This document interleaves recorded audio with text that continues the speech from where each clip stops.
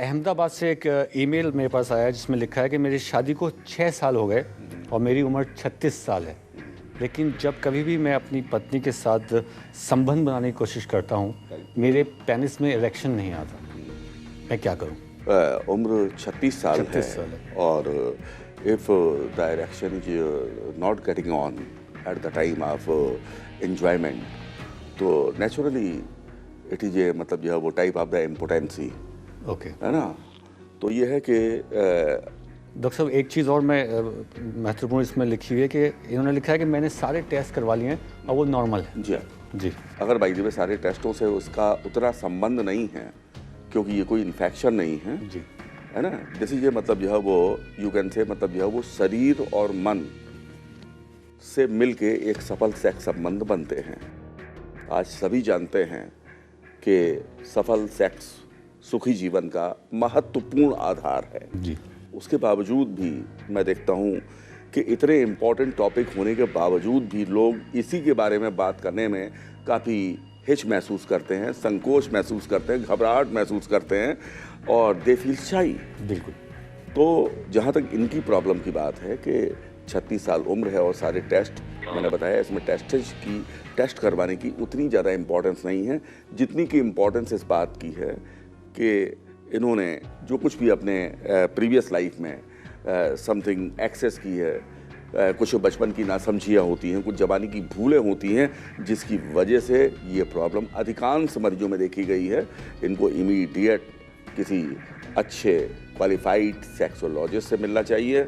यदि मिल लेंगे काउंसलिंग इनकी हो जाएगी और ये उसके बारे में थोड़ा इंटरेस्ट लेंगे ठीक हो जाएंगे। बिल्कुल डॉक्टर साहब आपने एक जिक्र किया बचपन की भूलों के बारे में। तो बहुत सारे छोटे हमारे नौजवान बच्चे भी इस कार्यक्रम को देख रहे होंगे, 18 साल से ज़्यादा की उम्र वाले। Very right. तो ये क्या भूल है बचपन में जो की जाती है, आप इसके बारे में ज़रा विस्तार से बता दें ताकि मैं कहूँगा दुख का विषय है कि जो एक सही जानकारी हमारे ऑडियंस को, हमारे बच्चों को, हमारे यंगस्टर्स को मिलनी चाहिए उसका बड़ा अभाव है। जी। They don't know what is the right and what is the wrong. Yes. तो दैट्स वाई वो कहीं पढ़ लिया कि हैंड प्रैक्टिस नुकसानदायक नहीं है। अब वो बेचारे दिन भर में मतलब यह वो एक दिन के अंदर 6-6 बार कर रहे हैं, महीने में 100-100 200-200 बार कर रहे हैं। इस प्रकार से जब होगा तो शरीर अस्वस्थ होने लगता है और मन के अंदर जब आवश्यकता से अधिक कामुक विचार होंगे, फैंटेसी होगी, तो नेचुरली वो अपने करियर को ध्यान देने के बजाय, अपनी स्टडीज़ की तरफ ध्यान देने के बजाय हर समय उसके दिमाग में कोई ना कोई फितूर सवार रहेगा समय, जिसकी वजह से ये प्रॉब्लम्स आती हैं। लिहाजा हमारे यंगस्टर्स को, हमारे बच्चों को इस मामले में बिल्कुल अवेयर होना चाहिए कि आवश्यकता से अधिक इस प्रोसेस को न करें। यदि संभव हो तो इसे कम से कम करने का प्रयास करें जिससे कि वो अपने करियर की ओर ध्यान दें और आगे जीवन में उन्नति तरक्की करते जाएं। जी हाँ, मुझे उम्मीद है कि बहुत ही अच्छी बात डॉक्टर साहब ने कही है, ख़ासकर नौजवानों के लिए कि मास्टरबेशन से जितना हो सके दूर रहिए। हालांकि हानिकारक नहीं है जैसा कि डॉक्टर साहब बताते हैं। अपना ध्यान कैरियर बिल्डिंग आपका टाइम है, अपना ध्यान कैरियर की तरफ लगाइए, पढ़ाई की तरफ लगाइए, खेल कूद में अपना रुचि लीजिए। और डॉक्टर साहब एक जो लेटर मैं पढ़ने जा रहा हूँ उसमें लिखा है कि डॉक्टर साहब मेरी उम्र 55 साल है और मेरी पत्नी का देहांत हो गया है और उससे 2 बच्चे हैं। बड़ी लड़की की उम्र 12 साल है और छोटा लड़का 3 साल का है। बच्चों की देखरेख के लिए मैंने दूसरी शादी कर ली। उसकी उम्र यानी इनकी दूसरी पत्नी की उम्र 35 वर्ष है। अब मैं जब इससे संभोग करने की कोशिश करता हूँ तो लिंग में पूरा तनाव नहीं आता जिससे वो संतुष्ट नहीं हो पाती और लगता है दूसरी शादी करने में मेरे से बड़ी भूल हो गई, मैंने गलती कर दी। क्या इसका कोई निदान है? देखिए ऐसा है कि आपने कोई भूल नहीं की है। आपने बच्चों को एक अच्छा लाइफ स्टाइल देने के लिए, उनकी कन्वीनियंसी सुविधाओं को देने के लिए दूसरी मैरिज की है। तो ये कोई भूल नहीं है।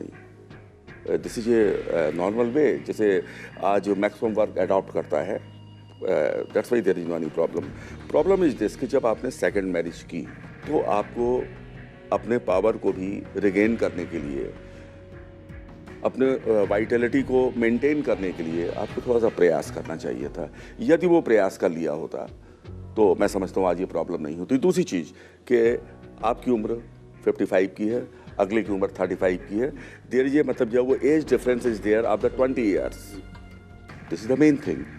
तो इफ देयर ये एज डिफरेंस, आप बिल्कुल परेशान ना हो, बिल्कुल भी अपने को ये ना सोचें कि मैं कुछ नहीं कर पाऊंगा, आप बहुत कुछ कर सकते हैं। मैं तो जनरल में मरीजों से कहता हूं कि 55 की उम्र तो बचपन की होती है जी। हैं।